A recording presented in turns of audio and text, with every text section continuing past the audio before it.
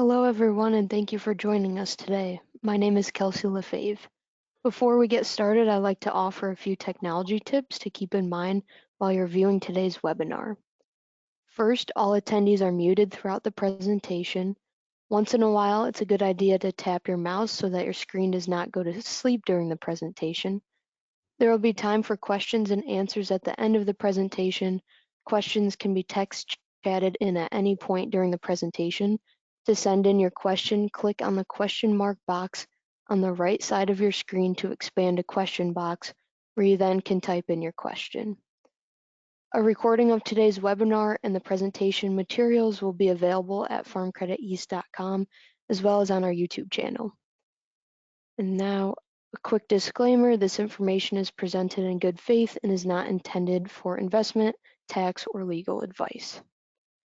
So today we have Dr. Charles Hall, Professor and Ellison Chair in International Floriculture at Texas A&M, presenting an outlook on the green industry. So now I'll hand it on over to Charlie. All right, thank you, Kelsey. And let's share my screen. All right, let me move myself out of the way. Make it a little bit smaller. Perfect. Well, welcome, folks, to our annual chat about the green industry and the outlook for spring season and the rest of the year. And man, you know what? Over the last month, I have been on nonstop. People asking questions about tariffs and about this particular legislation and what the impact's going to be. And some of this, we can say definitively that this particular policy is going to have this particular effect. But most all the time, there are trade-offs, right? And those trade-offs involve us looking at the future, at how these policies are going to benefit the industry, and are there any unintended consequences associated with those? So if you look at the crystal ball, you can find many of those, but you can't find all of them. So one of the key things, just from the get-go, one of the best pieces of advice that I can offer is that you have a contingency plan that basically looks at the resilience of your business and how quick and nimble you are in making adjustments on the fly. Now that's not something that's terribly comfortable in terms of a business operator, but it's a necessary condition when you've got an environment that's literally constantly changing every single day, and the potential impact, even if you look at the reductions in research that is perhaps likely to come out. How's that going to affect the green industry? How does that affect the Floriculture and Nursery Crops Research Initiative? How does that affect our research on boxwood blight and other things that are of serious concern of the industry? These are real issues in terms of how we conduct business in the future. Now, let me also say there's a disclaimer. I never talk partisanship. I talk policies, right? And still, I find a way to hack some people off because they just don't want to hear the pros and cons. They want to hear one side or the other. So I want to be very balanced in my commentary. At the same time, there's some things from a policy standpoint that I'll make a statement that's definitive, because we economists agree, and that there's very few things that economists agree on, but there's some things that we do absolutely agree on. And so I'll mention what we agree on, and then say, the rest of it, we'll have to wait and see, but be ready to implement your contingency plan. All right, so with that, let's talk about the industry. I want to start with growers. Notice that this is gross sales January through June of last year compared to January through June of 23. Well, right away, it's like, Charlie, why aren't you giving us 2024 end of year sales? That's because I'm right in the middle of collecting it right now. There's about 76 growers that are in my Your Market Metrics program. It's my benchmarking program, in which growers supply income statement, balance sheet, and some of the operational metrics from their operation. We have an online dashboard. I'm just giving you some glimpses at some of the data that we collected earlier last year, because again, I can't say exactly how the year is going to end up, but it's going to be pretty similar to what we saw during the spring last year. Because let's face it, in the green industry, we make it in the spring and we give it back in the fall, particularly in terms of profit.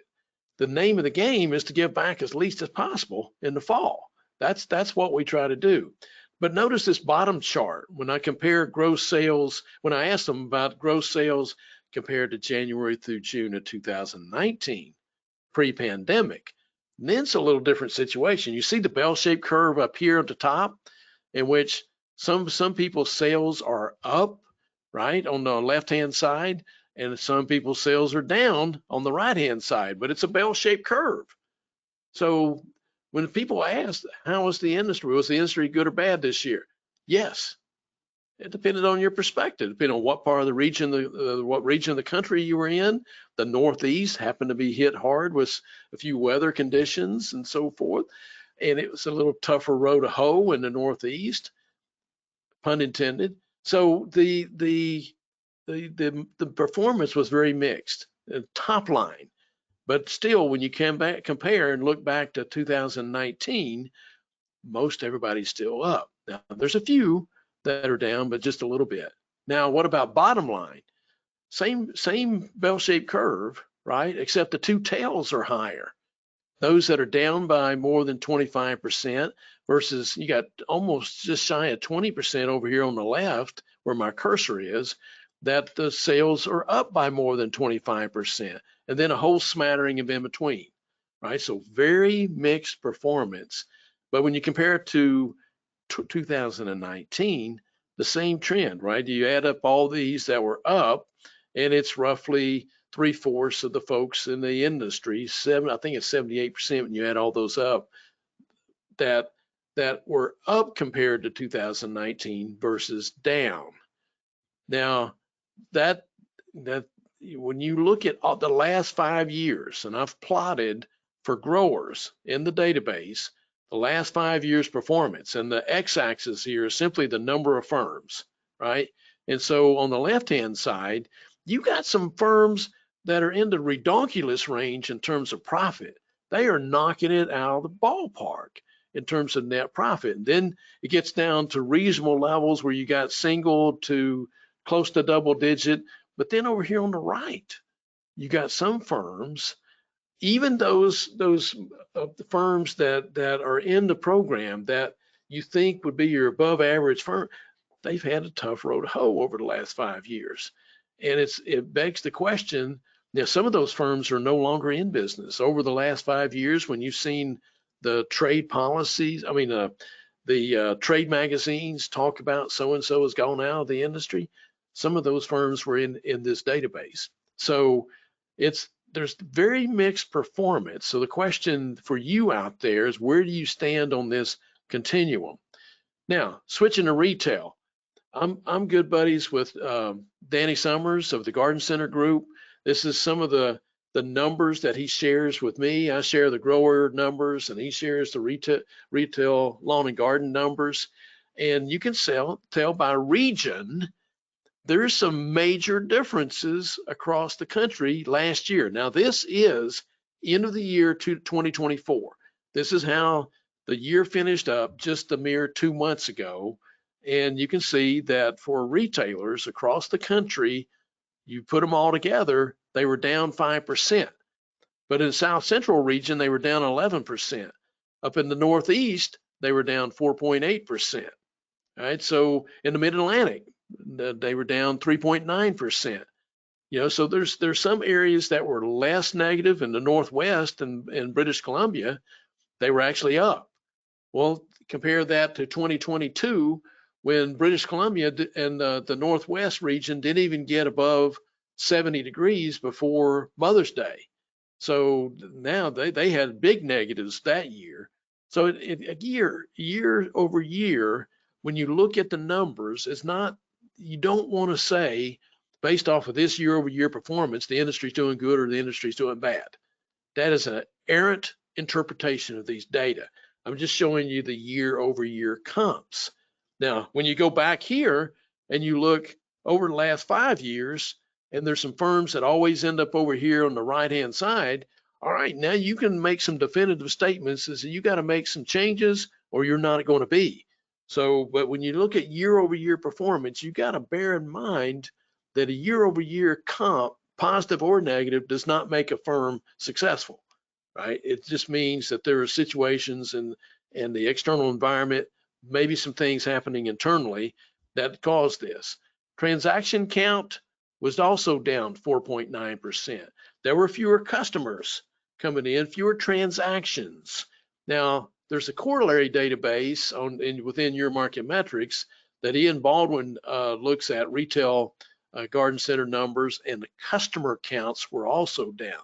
So from that data, you see customer counts. This data, you see transaction counts, and the average ticket was about even, right? Now that's the year-over-year comps. But we know that the average sale, the average ticket has gone up over the last 5 years because of COVID. It had to. The supply chain disruptions increased the cost of doing business and initially, and then the rising cost of inputs. Growers had to raise their price, retailers had to raise their price, landscapers had to raise their price. And so, quite frankly, we were part of that inflationary picture that everybody complains about because we had to be. We had to raise prices in order to cover the cost of our inputs, the cost of doing business. Had we not, we would have been out of business because you can't have 22% increase over the last 5 years in the cost of your inputs and not raise prices and stick around for very long, right? So it's even on the box store side. I'm just putting Depot in here just for example's sake, right? You can see pre-pandemic where my cursor's going, and then pandemic, these guys, they take off like a rocket because they were one of the few that were considered essential from the get-go. And so, but you see here that they plateaued. In fact, they went down. You see on the bottom, the year-over-year quarterly growth was negative for 5 quarters. And you heard on the earnings calls, I'm paraphrasing, oh, woe is us, right? Where our comps are down. Well, but still, if you look at where they were, and this is if you look at top line revenue, where they were in 2019, Home Depot was a $108 billion company.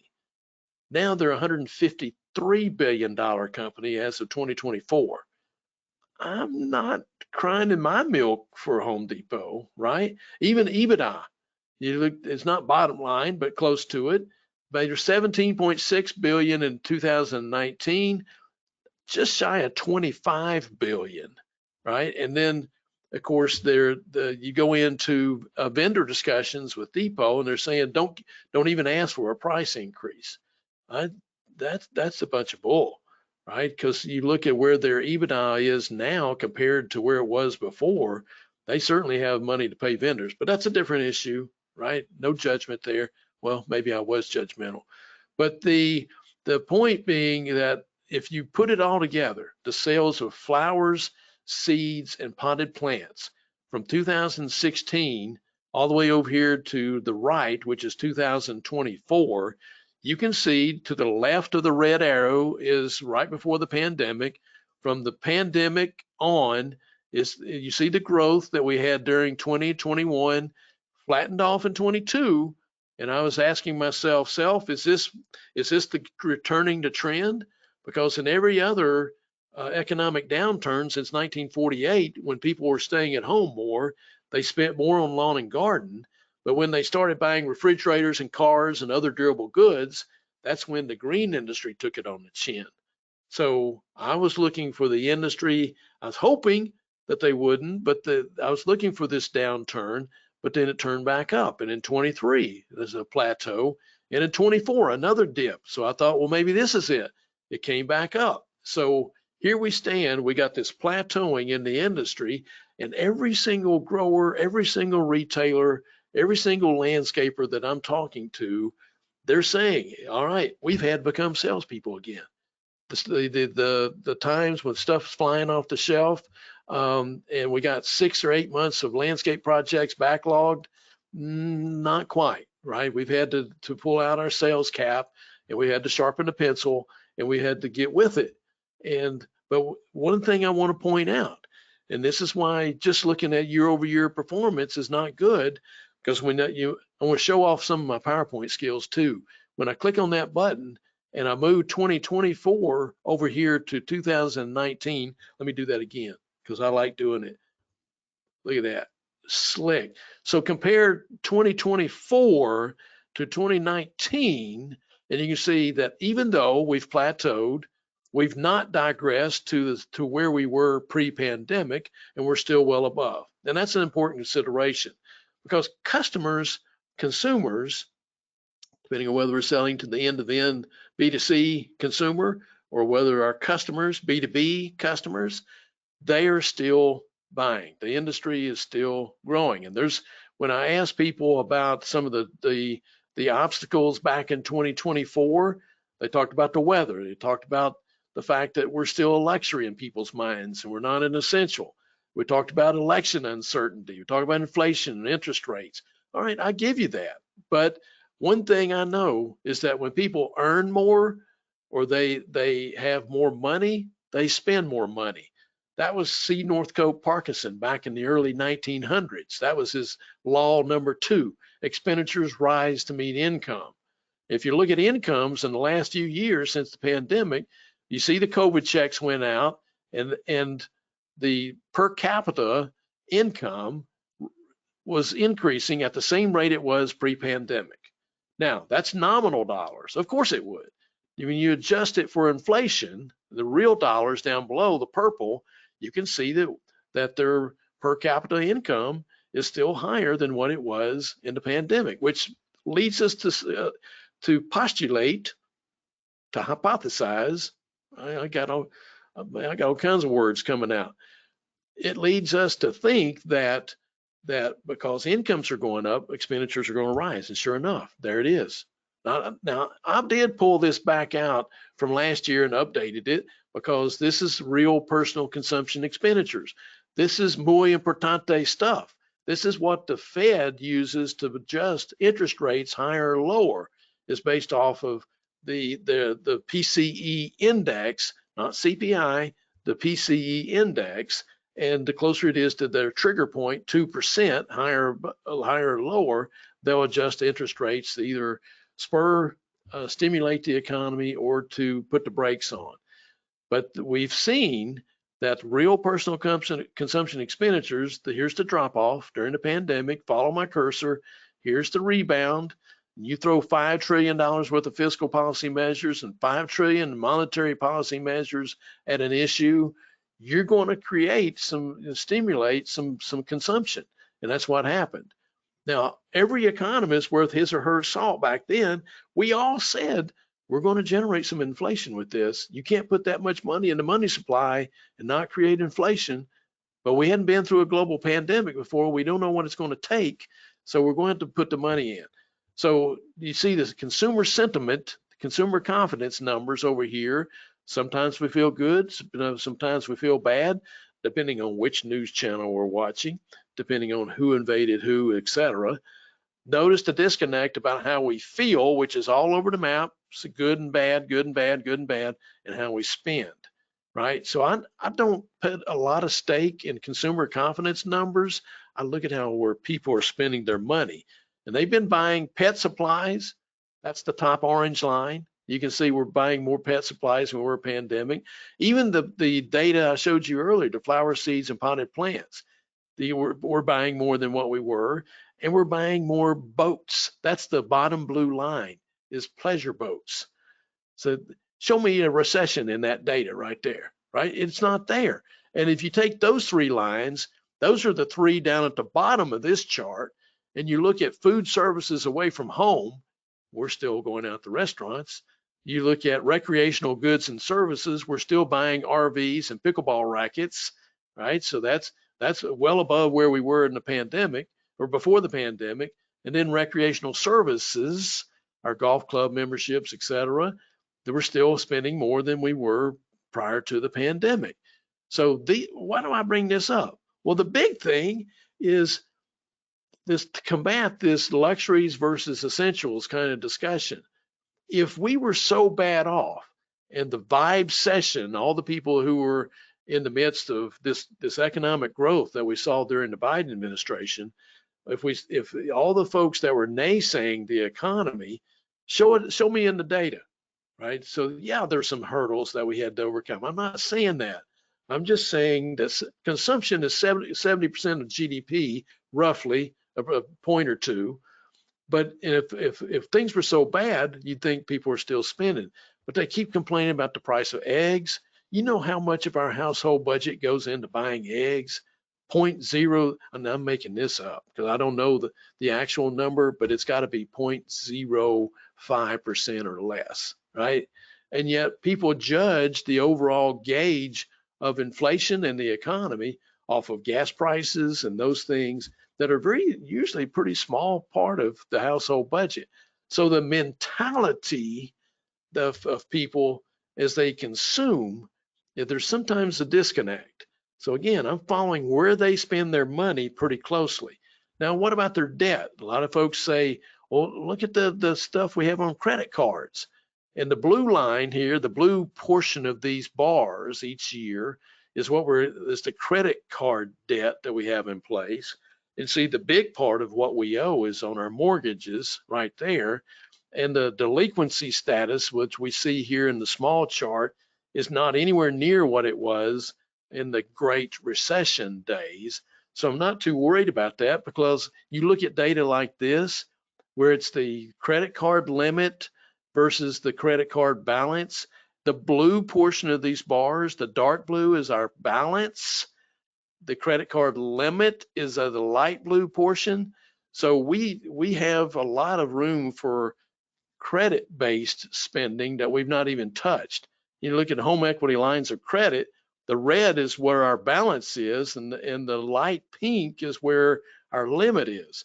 So we have the capacity to spend, and people are spending. I'm showing you just one item out of the GDP data. The Bureau of Economic Analysis collects this, and this is one item. And it doesn't have the shrubs and trees because that's in the private domestic investment numbers. All those investments in shrubs and trees are in those numbers. But here you can see that people are spending more on flowers, shrubs, and trees. And again, showing off my PowerPoint skills. I threw this in at the last second because this is what people were intending to spend on Valentine's Day. Now, if you got a significant other, you should be spending on Valentine's Day, or you do deserve to be in the doghouse. So this 27.5 billion was the expectations. Now, I haven't seen from the National Retail Federation the ending number, but it was looking to be close to that. So a bunch of people kept themselves out of the doghouse, and a bunch of people spent money on non-essentials, luxuries, right? And in fact, that was the highest that they had stated that they were going to spend. You got to go all the way back to 2020 before, in the midst of the pandemic, when they couldn't express their emotion and love and so forth with in person, they had to do it by sending flowers and stuff. All right, on to GDP. Let's get moving here. This is, of course, the drop off during the pandemic. This is the recovery, and this is phenomenal growth that you see since the pandemic because we threw $10 trillion at the problem. Of course, we would see that kind of growth. We grew so fast that we had to take a breather here in the middle. And then we ended up the year with 2.3% GDP growth in the fourth quarter. And we're expecting roughly the same amount of GDP in the first quarter, right? So all this, you show me the poor economic performance in this versus where we were during the Obama years and the Trump years before the pandemic, right? You look at where the data don't lie, right? I don't care what your politics are, the data do not lie. So if you look at the forecast, again, we're forecasting as of right now, 2025 GDP 2.3%, which means that consumption is still going to be there. I showed you the consumption patterns, and yes, consumers are slowing down, but they're still buying. I don't think there's anything, let me just say it from the get-go, steal my own thunder from 5 minutes ago now. I don't see anything in 2025 that's going to derail the spring lawn and garden season. But I say that with tongue, the one side of my cheek, and then the other cheek, I'm saying, man, look at how much has gone down the pike in a month, and you look at another month, there's just so much uncertainty in the marketplace right now, and you can tell it in the states, right? Not all states are created equal. This is the coincident indexes, what's reflecting real time at that moment by state. Those that are more brown colored or orange or whatever, gold color, whatever that is, that's the negative growth. Whereas you got other states, the darker the green or the darker the bluish color, those are the states that were growing some of the fastest, right? So even when you break it down by state, they're very different by region. So of course, lawn and garden sales, the weather patterns are different by region, economic conditions are different by region, and we saw the impact on retail in some of Danny's numbers earlier. Supply chain. The New York Fed calculates the global supply chain pressure gauge. Let's just look down here at the bottom right. This is all I need to make. The only point I need to make is that this level of risk in the supply chain is near historic lows. Period. The supply chain's back. Now, I said that back in December at a different meeting, and folks said, yeah, that's awesome. But then tariffs became the issue. So when I calculate my index of prices paid by growers, and I'm looking at the change in containers, media, the peat moss mixes, soilless media, propagated materials, plant protection products. We don't use the other P word, pesticides, anymore. Fertilizers, labor, and I have a model built for each one of those, and I'll weight those inputs by these factors. So labor is typically 43% of sales. It was 35% before the pandemic, but wage rates have gone up. So the percent of sales, labor's a more critical input than even what it was before, and it was our highest priced input. So you can see the forecast. I just finalized that. I could take the F off now. I just finalized 2.5%. I had forecast that January last year it'd be around 1, maybe slightly over 1%. I missed it, right? It's 2.5%. I've got 3.1% forecast for 2025, right? So we finish up the year. Now, what about 26? Well, I don't do those numbers until July, right before cultivate. So we're not going to see the 26 numbers yet. But I'm forecasting right now that there's going to be some more increases in labor, right? We already saw the adverse effect wage rate go up. That affects domestic wages by pulling them up. When USDA does the farm labor survey, they come around, they see that domestic wages have increased. They keep raising the H2A rate, and it's a vicious cycle. Until we tie it to the employment cost index, which is non-agriculture, we're going to end up behind the 8 ball, because wages in agriculture have risen 37%, was 35 or 37, one of those. It's still an outrageous number. It's either 35 or 37. Forgive me for not remembering exactly. I think it's 37 though. 37% over the last 5 years, or since 2019. Non-agricultural wages have increased 23%.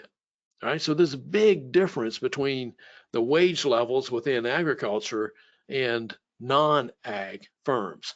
Now, tariffs, like I said, tariffs they're the big unknown right now. The president put off for a month the 25% tariffs on Mexico and Canada, and the Canadians are hopping mad at us right now. You think about that. You piss off Canadians, you've done something. So the tariffs, I'm showing you the pros. I'm not going to walk through this. These are textbook definitions of the pros of tariffs and the cons associated with tariffs. That, higher prices. Tariffs are always paid by, you got customs brokers and importing agents that bring product from countries into the country. That's where the tariff's paid. It's not the exporting country that pays the tariffs. Now, they may reduce their price to reduce the impact of tariffs, but that's a rare exception. But it's the importing entity that's responsible for paying tariffs. And we see it in our industry too, that plants that are brought in from Canada, or we have cuttings and unrooted cuttings and air layers, et cetera, brought in from Mexico, right? We see where that comes into play. Now, there's the retaliation of those tariffs that can create some inefficiencies and some of the other things that I've got there. But this is a big deal because Mexico in 24 surpassed China as our biggest importer. Now you got China, 10% tariffs already on China. Then you got 25% being proposed for Canada, and then you got everybody else. That's why it's such a big deal. And it's a big deal for things like vegetables and all the items that you see down here. The brown part or this bar is from Mexico, the red is Canada, and the green is China. So right away from the get-go, we're mixing the pot. We're stirring the pot in terms of our biggest importers, and particularly these items are going to be impacted pretty dramatically, including some of our inputs in the green industry, which it's going to take me back to here. And what you see, that 3.1% for 2025, that could very well be doubled. And because I don't know exactly what the effective tariff rate is. For example, if tariffs are 25%, it doesn't mean that the entirety of that 25% is going to be passed on. There is a possibility the exporting country would lower its price to make some of that tariff less cumbersome. It's also possible that some of the supply chain going all the way to the consumer would absorb some of that 25%. So the effective tariff rate may end up being only 14 or 15%. We don't know at this point. That's the uncertainty. But for sure, this could at least double. It could triple or quadruple in the year, depending on how those tariffs play out and how quickly those impacts are felt within the industry. Now, I wish I had more definitive news and say, okay, if these tariffs go into place, then you're expecting such and such percentage. Exactly. It's just unrealistic for me to say right now. But that's why I started the whole talk by saying you've got to have a contingency in place. And guess what? You better not be burning through your working capital right now. Part of that contingency and that resiliency comes from having enough working capital in place that you can ride out some of these impacts in the short run until you give time for your company to make adjustments so you can just respond accordingly. But if you've done like some in the industry and some of those that dropped out, particularly at the grower level that I showed you earlier that were on the right-hand side, they burned through working capital. They misplaced their PPP dollars. They put it more in CapEx and building inventory than they did paying people. So this is why managing working capital is so important. So you got to have a great working relationship with your lender. Duh, look who's sponsoring this particular webinar. You got to have that in order to build in that resiliency within your business. Labor, wish I had better news. It's still a tight labor market. It's loosening because there's only 1.13 jobs per person. You can see when the Fed raised rates, it successfully killed off jobs. Some of these on the books or whatever, but okay, so we're normalizing the labor market, but there's still 1.13 jobs per person that's looking for a job. We could have unemployment at historical lows, which is darn close to that now, but we can have it even lower if there was greater mobility within the labor market. If you could move people to where there were jobs and line people up with their skill sets, we could have darn near full employment, but you never quite get there. The cost of that labor has increased, but the rate of growth, the year-over-year growth, is declining. I didn't say the cost of labor was declining. I said the year-over-year, the rate of growth is declining. But one thing that's not declining, the adverse effect wage rate, H2A rates, and it's not declining, right? And that's why we have that input, or that increase. Now, the housing, we got to talk housing real quick. You look at January 25, the housing market index, it's still below 50. So the housing market's still in contraction. Why? It's the red right here. It's the prospective buyer traffic is down, and it's pulling down the other elements of the housing market index. So we got to have more people buying, but we got to have more houses for them to buy. And so that inventory is continuously shifting, and you can see the shift between November 19 and 24, and where the green circles are the areas where there's been more active listings for sale. The brown areas, here's the Northeast, right? This is who I'm speaking to. This is the challenge area in terms of active listings. Well, if there aren't active listings, there aren't people buying. There are not people buying and selling. There's fewer flowers, shrubs, and trees and landscape services being sold. That's a direct correlation. We are so closely tied to housing. Now, the red line here is 2024, and you can see that we're better in terms of the existing months of supply of homes, existing homes to sell, but we're still not as good as what we were in 2018. Now, it is seasonal, and I want to say this. You've heard some reports that are very pessimistic on housing for January and February. It's always that way for January and February. We don't do the bulk of our buying and selling in houses in January and February. So again, you got to know enough to know the difference, and you don't make your strategic mindset for your business based off of some media person is talking about how sales were down in February. Well, duh. It's March through October, and really March through August. That's the heyday. You know, you got spring, April through August. That's when we make our money in terms of housing, and that's when the bulk of it's going in. Now, the lock-in effect, that is people like myself who have interest rates. Well, actually, I'm not locked anymore because I just paid off my house last week. You talk about a good feeling. That was pretty good. Anyway, but I had a mortgage rate that was 2.79 or whatever it was. I'm not going to give that up for a 6.5% mortgage right now.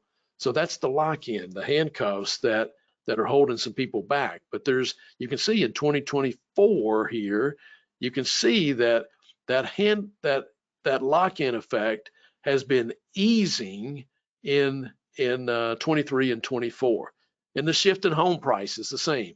When houses are being bought and sold, that's when the house prices tends to go up. If you look at existing homes, what's forecast, all these different dots right here are different forecasts by market research firms who are very notable in the industry. The folks like Moody's, they're on the tail end of these forecast range, whereas PNC Bank is up here at the top end. So pretty much, you look at the forecasters, it's going to be somewhere in this range next year in terms of existing homes. Home prices, the average here is 2.7%. But these are market research firms who know what the heck they're doing and all these different models. And you go all the way from minus 2% from Morgan Stanley to 10.8% from Apollo Global. But the average is 2.7%. So this is truly 1 foot in hot water, 1 foot in cold water, and then you got the lukewarm somewhere in the middle where it's likely going to end up 2.7%. So you see the dilemma for economists like myself that are relying on some of the prognosticators in the housing market. It's the affordability that's constrained, right? This is the income that's needed to afford a median priced home in America. And this is where the income is right now. So right now, affordability, because of the construction cost of the single family homes, has gone up.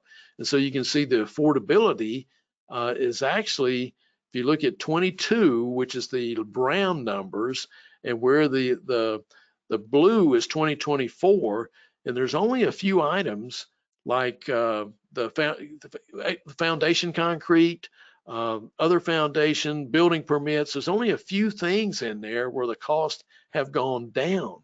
For the others, the cost has gone up. That's how you get into this situation. The income that's needed to buy a home versus the income that people have is because between tariffs, between the supply chain, the tariffs from Trump administration 1 and the supply chain, which Biden continued for a number of those, and then the supply chain disruptions. That's why you see the input costs for building homes increase. Fortunately, the mortgage situation is much better than it was back in the Great Recession days, right? The people were putting more people into houses that have the credit that to deserve being in those houses. And you look at mortgage rates again, you've got a range here from the forecasters ranging from 5.8% by NAR, the National Association of Realtors, and then Redfin is up here at 6.8%. So we know that the high likelihood of being somewhere in this range, the average here is 6.3%. So we're not going to see a decrease as fast as what we were anticipating. So affordability is going to continue being a struggle over the next couple of years. But the latent demand, and I brought this back from last year. This is the demographics. You see the boomers over here on the right, millennials and Gen Z. There's a bunch of them, and the millennials are 44 years of age now. That's the oldest millennials. They're coming into their main home buying years, their main lawn and gardening years. So the trend is favorable. In fact, we need about 1.7 million housing starts annually just to meet the demand from these guys over the net until 2030 at least, right? So even Freddie Mac was estimating we're 1 million housing units below a balanced market. And you saw the inventories of existing homes, the new homes being built. We can't build them fast enough. Again, the forecasted housing starts are roughly 1.3 million. You can't make up this deficit fast enough whenever you only have 1.3 million units. So the range there is from 1.33 to 1.45. It's going to be somewhere in between there. Inflation, here's CPI, here's PCE. I didn't even spend any time on CPI. I shouldn't do that. It's my own bias, but you can see the headline CPI is 2.9. The core, if you back out food and energy, is 3.2.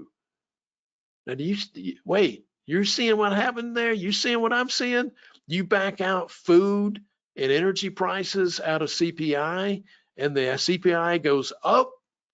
Usually, it's the exact opposite because food and energy are our most expensive items. That's what people are complaining about right now. And yet you've got this strange phenomena going on. And then here's PCE index, where the headline is 2.6, the core is 2.8. And remember, this is what the Fed uses in making a decision about whether to raise or lower interest rates. The red line is the 2% target, and we're darn close in terms of being close to that 2%. That's why the Fed backed off and said instead of lowering rates 4 times this year, we're just going to go 2 times. And so the markets responded there short run. The market always responds in terms of expectations. So recession, I'm wrapping this thing up so I can leave a little bit of time for questions. Recession. Is there going to be a recession? You remember, I usually have a full dashboard of recession indicators. I scrapped them today. You know why? Because these are the 6 that are used by the National Bureau of Economic Research to assess whether we're in recession or whether we're out of recession. All 6 of them are in the green zone. They're not in the red zone, they're in the green zone. Every single one of my recession indicators are not reflecting recession. The New York Fed and the Cleveland Fed, they have models based off of the yield curve, and it's like 25% likelihood of recession between now and this time next year. So the influence or the likelihood of recession is going way down. So that's all that I'm sharing today, all that I'm sharing. I just went 90 miles an hour through 57 slides. That's why we're making the slides available to you and the recording available to you so you can go and you can study some of these slides. And I'm sharing the actual PowerPoint so you can use that for whatever purposes that you'd like. So with that, let me quit sharing my screen, or you can take back the screen. Yeah, and are there any questions we got? Kelsey, any Okay. questions that came up in during the chat? Yeah, so you talked a little bit about supply chain disruptions. Anything more there, looking at 2025, anything there to keep an eye on? Yeah, I mean, all the growers that are online, obviously some of those have been pre-purchasing inputs as fast as they can before any tariffs would potentially go in place.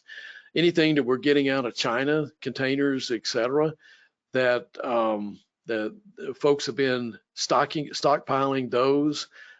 Peat moss is a big hot potato in terms of the Canadian 25% tariffs. That will directly affect that. Fortunately, if you go all the way back to the index of prices paid, um, again, if media, which is about 4.4% of the cost of goods that I'm tracking here, so 4.4%, even if that went up, you're not going to see as much of an increase in that index as you would if labor went up by 25%, right? So we got to focus on the majors. So we got to make sure we have SOPs in place. We got to make sure operational efficiencies are in place. We got to make sure that we don't have slack labor that's built into the system. Well, what's slack labor? Well, when the pandemic hit and we let some people go and we hired some back and so forth, we did without, I don't know, 10, 15, 20% of our usual workforce just to make things go and to survive during that time period. And we got lean and mean. And folks got out of the office and they got in the greenhouse and or in the field. And so that we was all hands on deck. Now you can do that for a short run, but you can't stress people like that and not have them leave and go somewhere else. So we hired some people, we hired some more people, we hired some more people, we hired more H2A, and so bringing more H2A in. But then there's always an overshoot. There is always an overshoot, and we hire too many, or we bring in too many H2A, so we got to make adjustments, right? The sooner you make those adjustments, and you make sure you got SOPs in place so you can do more with fewer people and ensure the quality of your product. Build in those operational efficiencies, processes, and structures. None of this is glamorous. None of this is sexy stuff to talk about, but it's the essential stuff. Just like I said with working capital. Of course, the flip side of all the supply-oriented cost management is the demand-oriented focus on the sales messaging related to the value proposition. And I know y'all been hearing me year after year, and I always towards the end I mention value proposition. You got to put your value proposition forward, and this year's no different. In fact, it may be even more important this year because you got people, customers or consumers, depending on B2C or B2B sales, that are pushing back a little bit. You know, it's harder to overcome that price. But I just showed you we got to have at least 3% across the board price increase. Now I said across the board, we got to have an average because in our SKU rationalization, which is the other homework assignment for people, you go through each SKU and you make sure that you're not maximizing profit for every single SKU. but you're trading off and you're developing a weighted average that's going to cover that 3.1% increase in the cost of inputs, and then hopefully provide a little more buffer, a little more resiliency, a little more working capital to go into 2026 with. Whew, boy, Great. that was a long-winded answer to that question, but that was a good one. Great information. And then you also mentioned people are now in sales once again. Is there any tips there, or any things to keep in mind for Oh that? yeah, I just said it, right? It's the focus on the value proposition. First of all, you got to segment your customer base, and you got to know where the opportunities lie. Just say from a B2B perspective, you got to know where those opportunities lie, and which side of your bread's being buttered by which customer, right? And you got to focus on your A level customers, your B level and C level. All right, not so much. You provide minimal levels of service to them, but you got to make sure that those top 20 customers that are probably representing 90% of your business anyway, you got to make sure that it's a win-win relationship. And so you got to develop sales messaging that's based off of your value proposition for each one of those A-level customers that's going to resonate with them. Because if we're different from the competition in 5 different ways, A, B, C, D, and E, and we're continuously talking about D and E, but the customer really resonates with A, B, and C, we could talk we're blue in the face and it doesn't make any difference. So we need to know, we need to do some voice of the customer types of analyses. We need to do some segmentation exercises and figure out which customers we need to focus on, because we can't be all things to all people. That's the kiss of death, right?